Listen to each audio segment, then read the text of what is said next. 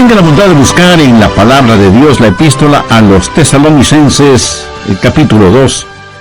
Hoy comenzaré una nueva serie de estudios bíblicos sobre la segunda venida del Señor Jesucristo. No sé de usted, pero yo por lo menos anhelo el regreso del Señor, si no he sido llamado antes a su presencia. Y qué día extraordinariamente glorioso será cuando Jesús regrese. Estamos en un sendero de colisión con el destino que no podemos ni debemos ignorarlo. Las señales de los tiempos están alrededor nuestro. El susurro sobre su venida crece cada día y pronto escucharemos el atronador aviso de que ¡el novio viene! ¡El novio viene! Una de las verdades más benditas que yo conozco es que Jesús puede venir en cualquier momento. La última oración que encontramos en la Biblia está en Apocalipsis 22:20. Sí, ven, Señor Jesús.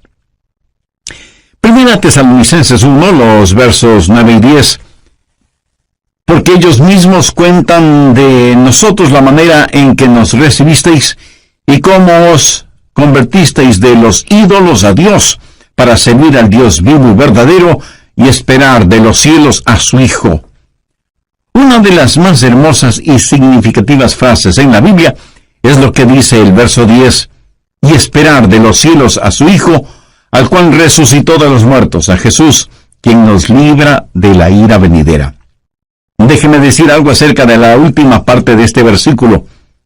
¿Qué es lo que vemos aquí? La terrible realidad de la ira que vendrá. Esa ira divina que está como una espada de Damocles sobre todos los seres humanos. La pendiente ira de Dios. Note que no es solo que Jesús viene, sino que la ira de Dios también viene. ¿Qué es eso? ¿A qué hace referencia? Hace referencia a la gran tribulación.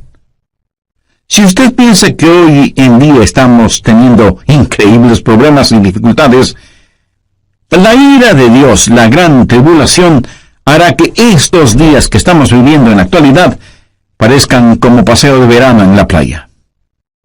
La ira de Dios, la gran tribulación, será un tiempo infernal en la tierra, será un tiempo de indescriptible sufrimiento. El profeta Daniel advirtió sobre este tiempo. Anota al margen Daniel 12:1. Y será tiempo de angustia, cual nunca fue desde que hubo gente hasta entonces. Será un tiempo de sufrimiento sin paralelo en la historia. Y el Señor Jesús también advirtió sobre esto. Busque Mateo 24, desde el verso 21. Porque habrá entonces gran tribulación, cual no ha habido desde el principio del mundo hasta ahora, ni la habrá. No estamos hablando de una tribulación normal, no estamos hablando de los tiempos oscuros y terribles que los creyentes han conocido y vivido a través de los siglos. Estamos hablando de un tiempo sin precedentes. Daniel habla de tiempos problemáticos.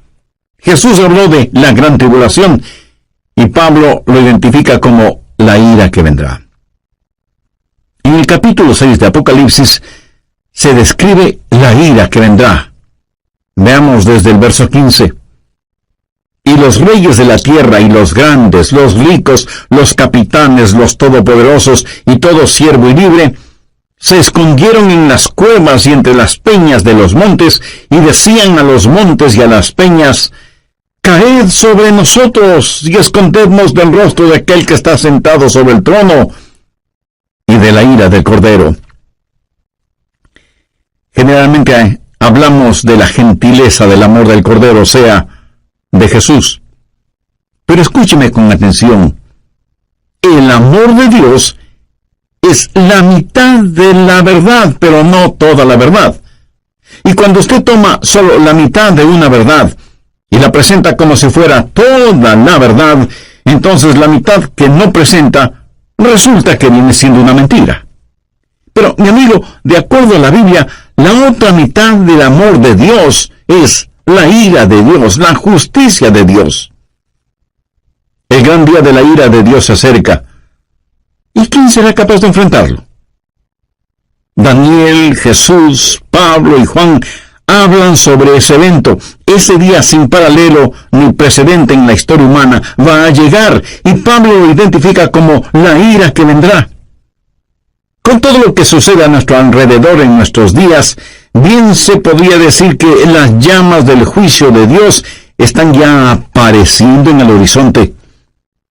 Apocalipsis 6, desde el verso 1.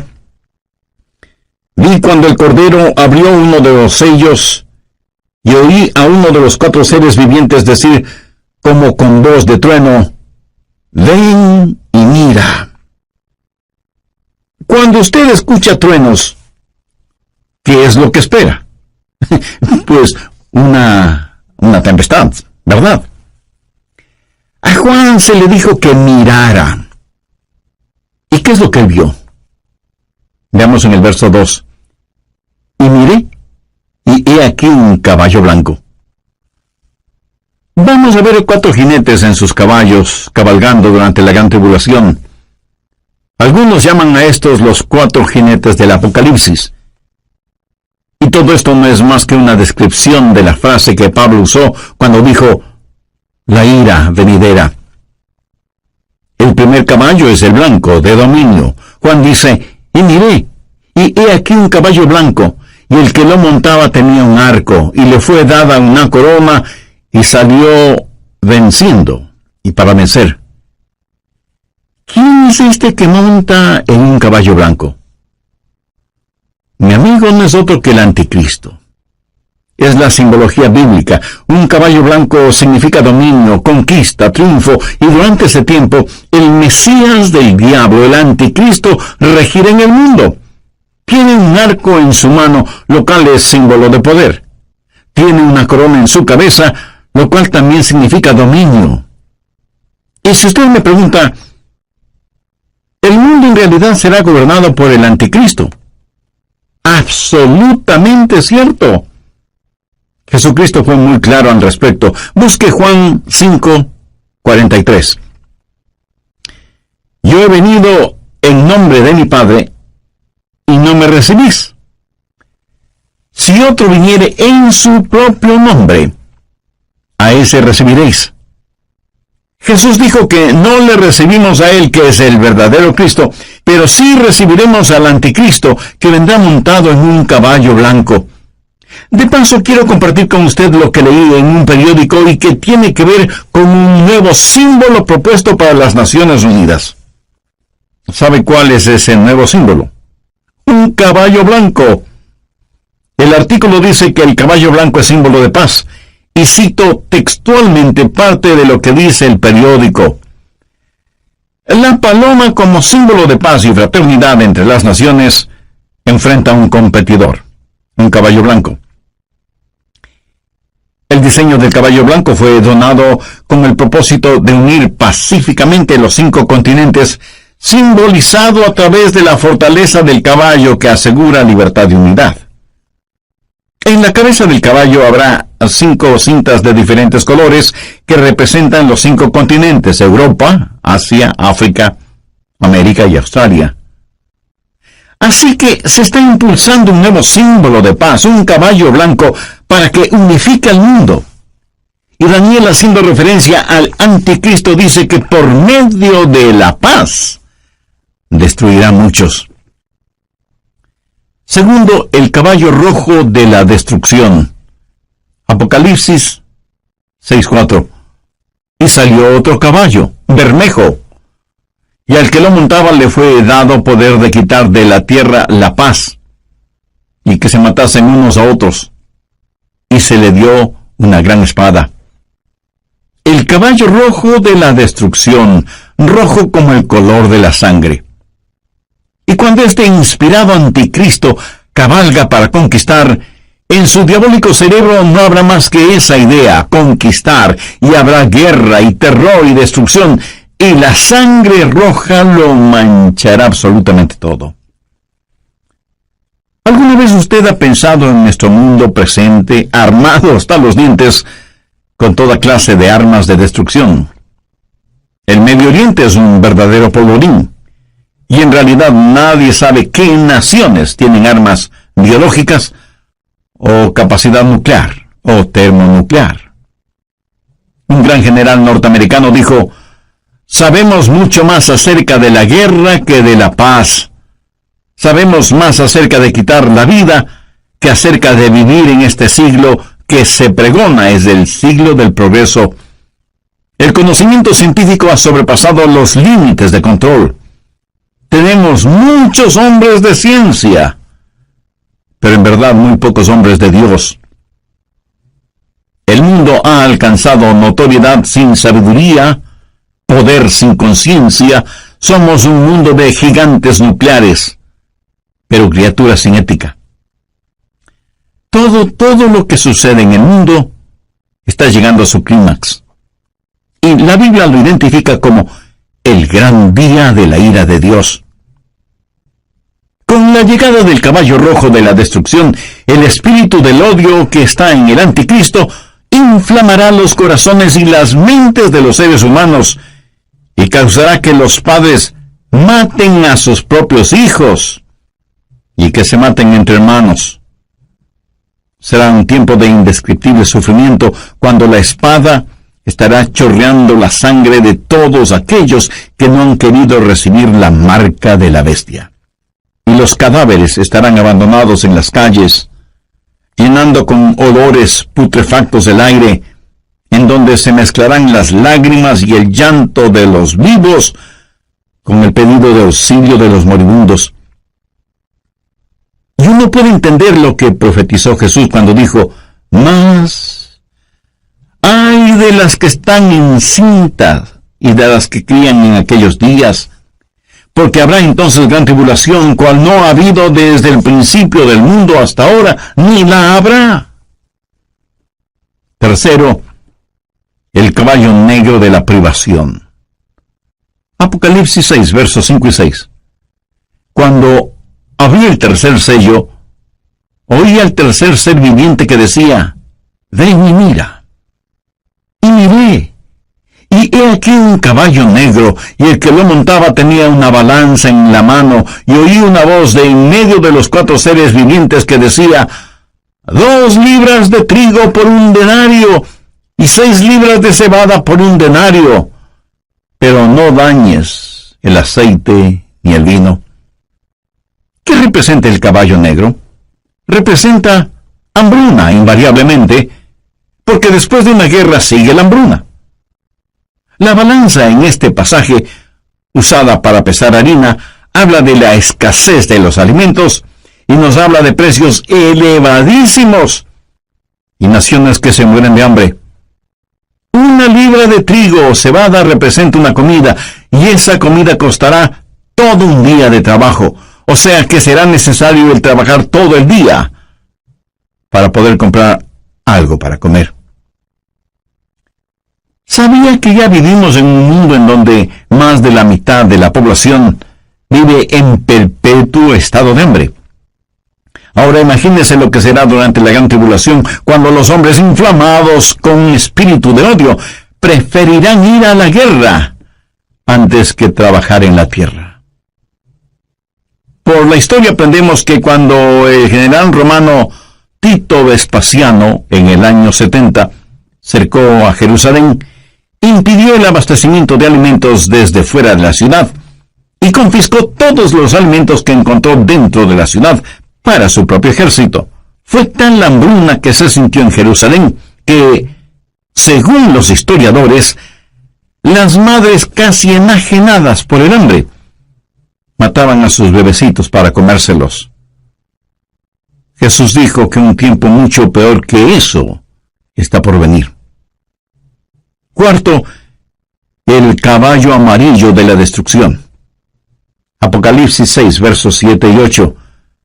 Cuando abrió el 4º sello, oí la voz del 4º ser viviente que decía: ven y mira.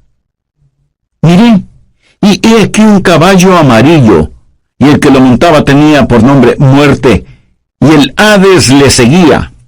Y le fue dada potestad sobre la 4ª parte de la tierra para matar con espada, con hambre, con mortandad y con las fieras de la tierra.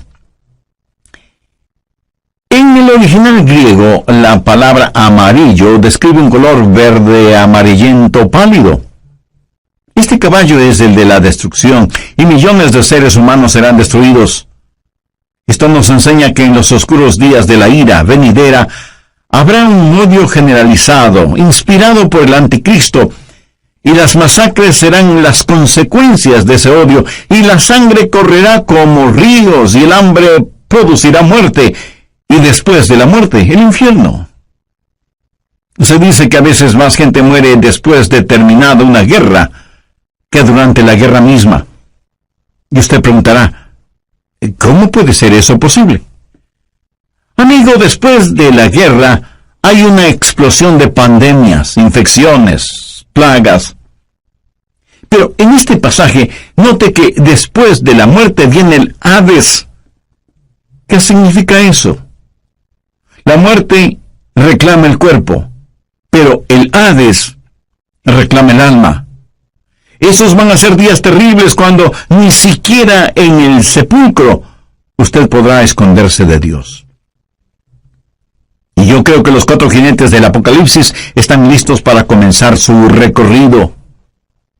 Si nuestros oídos son sensibles, escucharemos el estruendo de sus cascos aproximándose aceleradamente. El gran día de la ira de Dios vendrá, ¿y quién será capaz de enfrentarlo?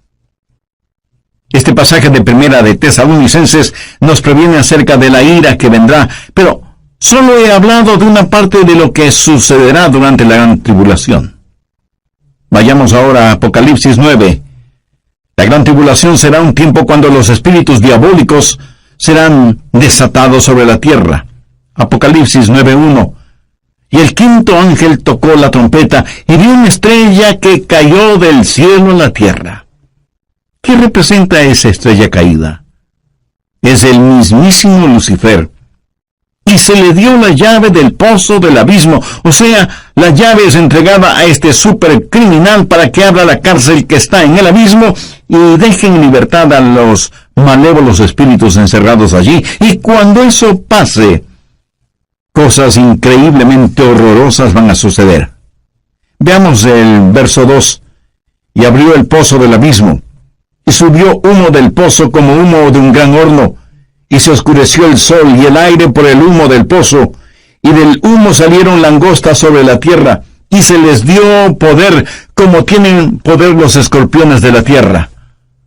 Un notable comentarista bíblico refiriéndose a esto dice, las langostas son infernales, por eso vienen desde el fondo del abismo. Bueno, aquí no está hablando de langostas comunes. Estas son un emblema, un simbolismo de espíritus diabólicos. Son espíritus infernales e insaciables. Este no es un panorama muy halagador que digamos, no lo parece. Y menos para quienes no son salvos todavía. ¿Es usted ya salvo o salva? ¿Hay en su corazón el anhelo de que Jesús regrese? ¿Tiene la absoluta certeza de que al morir se irá al cielo? Si no es así, usted necesita hacer una decisión espiritual ahora mismo. Le invito a decir la siguiente oración. Dígala con sus propias palabras. Las mías son solo una guía. Querido Dios, perdóname porque aún siendo religioso, he estado tan pendiente de las cosas materiales que no he puesto ninguna atención a las cosas espirituales. Soy pecador y necesito tu perdón. Me acerco a ti en busca de misericordia y gracia. Señor Jesús, te invito a que seas mi Salvador y mi Señor. Lo hago con sincera y profunda fe, pidiéndote me perdones, me limpies, me sanes y me salves. Usa mi vida de acuerdo a tus divinos propósitos. Lo pido en tu santo nombre. Amén. En la Biblia, Apocalipsis 9, en versículo 4. Y se les mandó que no dañasen a la hierba de la tierra, ni a cosa verde alguna, ni a ningún árbol, sino solamente a los hombres que no tuviesen el sello de Dios en sus frentes. En el oriente, enormes enjambres de langostas aparecen en cierta época del año, y devoran todo cuanto encuentran a su paso, incluyendo la vegetación. Pero las langostas de este versículo son diferentes. No dañarían ni una sola hoja de la vegetación, pero sí dañarían a los hombres y serían insaciables. Pero no solo son insaciables, sino que también son intolerables. Veamos los versos 5 y 6. Y les fue dado no que los matasen, sino que los atormentasen 5 meses, y su tormento era como un tormento de escorpión cuando hiere al hombre. ¿Ha sido usted alguna vez picado o mordido por un escorpión? Bueno, yo sí. Y eso es algo que de ninguna manera es agradable en recordarlo. Pero estos tal vez billones de langostas bíblicas salidas del abismo infernal tendrán el poder de ocasionar intolerables y terribles dolores. ¿Cuán terrible es ese dolor? La respuesta está en el verso 6. Y en aquel día los hombres buscarán la muerte, pero no la hallarán, y ansiarán morir, pero la muerte huirá de ellos. Los hombres con ansiedad buscarán la muerte, porque la muerte será una bienvenida liberación al tormento ocasionado por estos espíritus diabólicos que estarán en total libertad sobre la tierra. No solo serán espíritus intolerables, sino que además serán espíritus irresistibles. Verso 7. Y el aspecto de las langostas era semejante a caballos preparados para la guerra. Como un ejército bien entrenado, avanzan, marchan, y nadie les puede detener, nadie puede estorbar el vertiginoso marchar de estas fuerzas diabólicas salidas del fondo del abismo de la maldad. Son irresistibles y al parecer invencibles. Apocalipsis 9:7. Y el aspecto de las langostas era semejante a caballos preparados para la guerra. En las cabezas tenían como coronas de oro. ¿Qué significa esto? Significa que a Satanás se le ha dado dominio y está temporalmente en el trono. Es el milenio del diablo. El infierno está de fiesta. Son irresistibles, invencibles e inteligentes. Mire lo que dice la parte final del verso 7. Sus caras eran como caras humanas. En la tipología bíblica, el rostro de un hombre siempre habla de inteligencia. Pero siempre ha sido la sabiduría humana la que ridiculiza la verdad de Dios. El interés de Satanás siempre ha sido el controlar la mente del hombre, no tanto su corazón y conciencia. Los espíritus diabólicos implantan en nuestras mentes ideas de cómo debemos aprender acerca de las estratagemas seductoras de Satanás, pero son estratagemas insidiosas. Verso 8. Tenían cabello como cabello de mujer, sus dientes eran como de león. Mi amigo, estas no son langostas ordinarias. El cabello de mujer habla del carácter seductor y atractivo de las fuerzas diabólicas. La Biblia nos advierte acerca de los espíritus seductores, y el diablo seducirá a millones con encantos femeninos. Pero debemos mirar más allá de todo lo que ofrece como atractivos este ángel de luz, porque él es en verdad un león rugiente. La Biblia dice, sus dientes eran como de león, para devorar y destruir a quienes caen en sus garras, insidioso y engañador, con pelo como de mujer, pero con colmillos de león. Los espíritus diabólicos son además insensibles. Veamos el verso 9. Tenían coraza como corazas de hierro. ¿Qué significa esto? Que por un periodo de tiempo ellos eran inmunes a cualquier daño. A los débiles y pecadores seres humanos no les servirá de nada el tratar de luchar. ¿Cuán frecuentemente desestimamos el poder de Satanás y nos reímos y hacemos bromas al respecto? Lo cual es una necedad, porque estos espíritus diabólicos son insensibles e inescapables. Note lo que dice la segunda parte del verso 9. El ruido de sus alas era como el estruendo de muchos carros de caballo corriendo a la batalla. Por todas partes el aire está lleno con los ruidos de estos espíritus diabólicos, a quienes usted ni puede ganar en astucia, ni en nada. Veamos ahora el verso 10. Tenían colas como de escorpiones y también aguijones, y en sus colas tenían poder para dañar a los hombres durante 5 meses. ¿Sabía usted que el tiempo normal de vida de una langosta es 5 meses? El apóstol Juan usa simbolismos para decirnos que estos espíritus malignos, que tienen colas como de escorpiones, efectuarán su trabajo de herir a los hombres. Tienen el poder para hacerlo. Y como si todo esto fuera poco, esos espíritus son además indivisibles. Verso 11.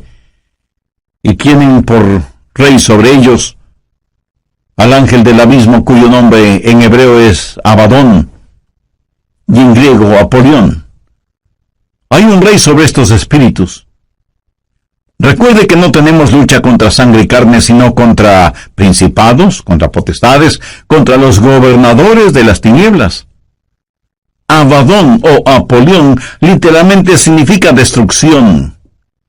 Un poderoso príncipe infernal, tal vez Satanás mismo, es quien los guía para que torturen a los habitantes de la tierra durante la gran tribulación, o sea, durante la ira venidera.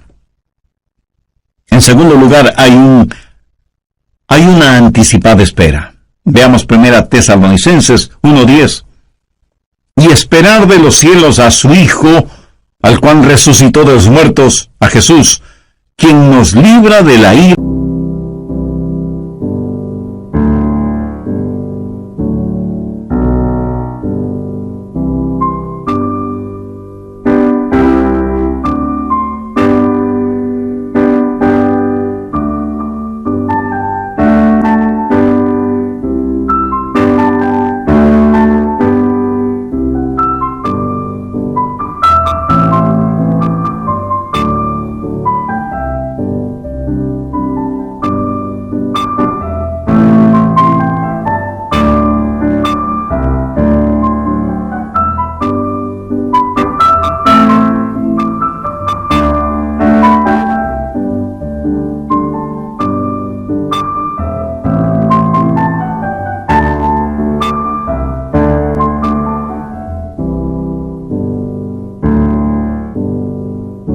Venidera.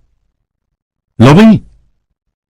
Esperamos por su Hijo Jesús, quien nos libra de la ira venidera. Pregunta, ¿vivirá la iglesia la gran tribulación?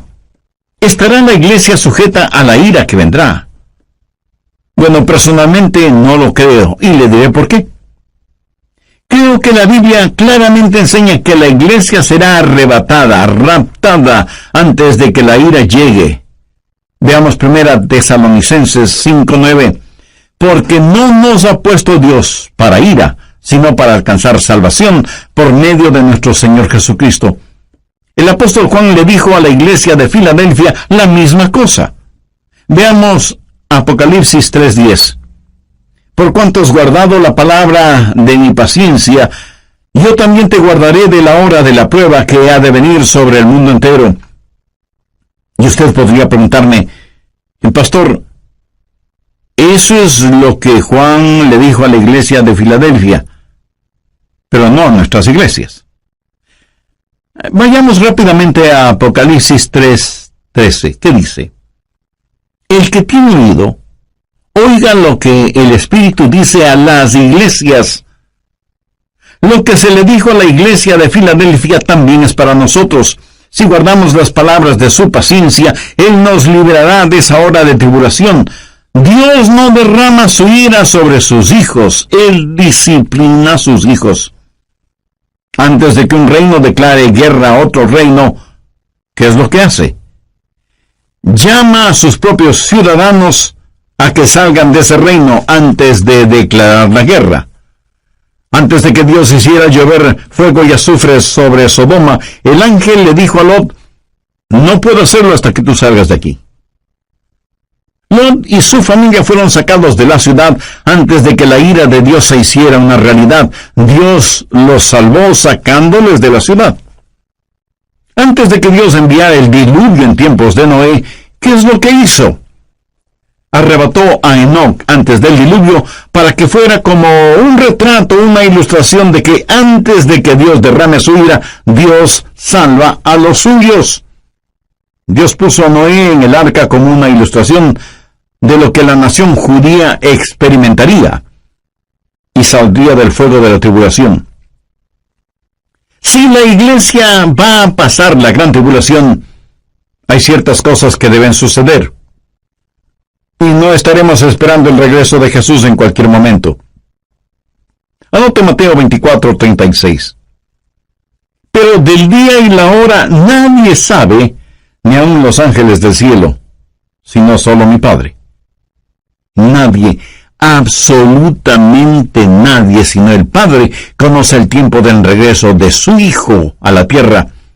Y en Mateo 24:38, porque como en los días antes del diluvio estaban comiendo y bebiendo, casándose y dándose en casamiento, hasta el día en que Noé entró en el arca, entonces vendrá el Hijo del Hombre.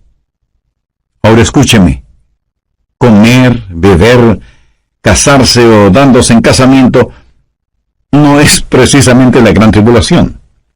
Es cierto que para algunas parejas su cónyuge es una gran tribulación. ¿Qué es lo que dice Mateo 24:42? Velad pues, porque no sabéis a qué hora ha de venir vuestro Señor. Y en el verso 44 leemos, por lo tanto, también vosotros estad preparados, porque el Hijo del Hombre vendrá a la hora que no pensáis. Si la iglesia va a pasar por la gran tribulación, puedo simplemente comenzar a marcar los días. La tribulación durará 7 años. La divido en 2 períodos de 3 años y medio y puedo comenzar a contar. Pero la Biblia dice que debemos esperar por Jesús, debemos esperar su regreso de los cielos. No debemos estar esperando la tribulación. Marcos 13, versos 32 y 33 dicen, pero de aquel día y de la hora nadie sabe, ni aun los ángeles que están en el cielo, ni el Hijo, sino el Padre. Mirad, velad, llorad, porque no sabéis cuándo será el tiempo. Una y otra vez el Señor nos dice que debemos estar listos. Él nos ha librado de la ira venidera. Si la iglesia va a pasar por la gran tribulación, entonces, en vez de estar mirando hacia arriba, debemos estar mirando alrededor, esperando no a Cristo, sino al anticristo. No habrá la esperanza bendita, y la muerte sería mucho mejor que pasar por la tribulación para llegar al reino. Sí, hay una ira pendiente, pero también hay una anticipada espera. Nosotros esperamos por Jesús. Hay también un servicio ejemplar. ¿Qué debemos hacer? Pues estar listos para el rapto. ¿Cómo los creyentes de la iglesia primitiva se preparaban para el rapto? Veamos 1 Tesalonicenses 1:9. Porque ellos mismos cuentan de nosotros la manera en que nos recibisteis y cómo os convertisteis de los ídolos a Dios para servir al Dios vivo y verdadero y esperar de los cielos a su Hijo, al cual resucitó de los muertos, a Jesús, quien nos libra de la ira venidera. En primer lugar, si usted quiere estar listo para el rapto, necesita convertirse de sus ídolos a Dios.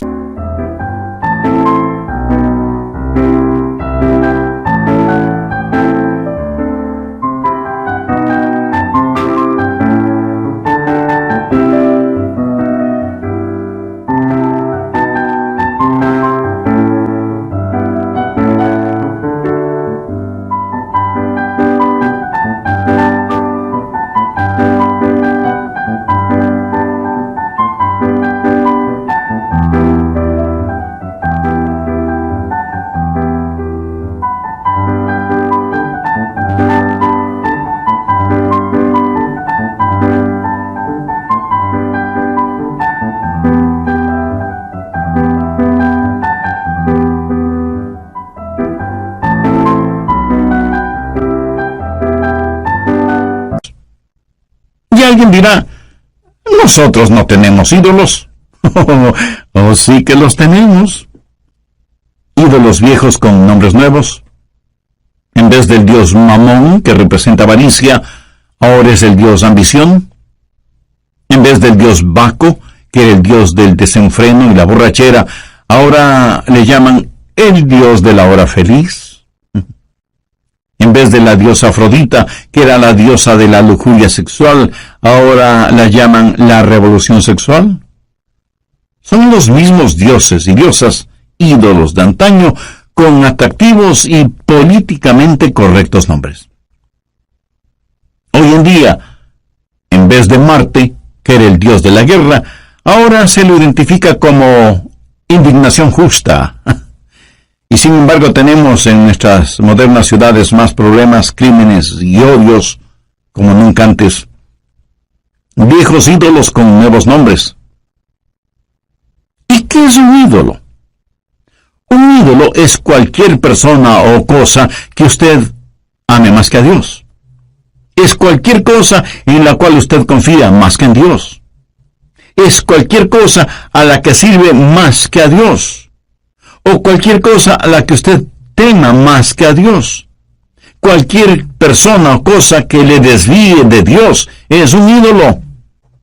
En Mateo 6:33 leemos, mas buscad primeramente el reino de Dios y su justicia, y todas estas cosas os serán añadidas. Usted debe volverse de sus ídolos a Dios. Usted no puede tener a Cristo y al mundo al mismo tiempo. Tiene que arrepentirse. Esa es la primera cosa para estar listo o lista para el rapto. ¿Se ha vuelto usted hacia el Dios vivo y verdadero?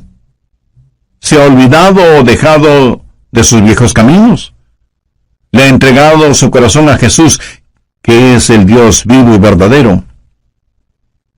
En segundo lugar, hay que servir al Dios vivo y verdadero. Algunos de ustedes me dirán, Pastor Adrián, yo creo las cosas que usted predica sobre profecía. Bueno, muchas gracias. Ahora permítame decir con toda la unción, función y emoción de mi alma, si usted cree en lo que estoy predicando hoy, usted debe empezar a servir a Jesús. Por favor, saque su cabeza de las nubes proféticas y ponga sus pies en la tierra y comience a ganar almas.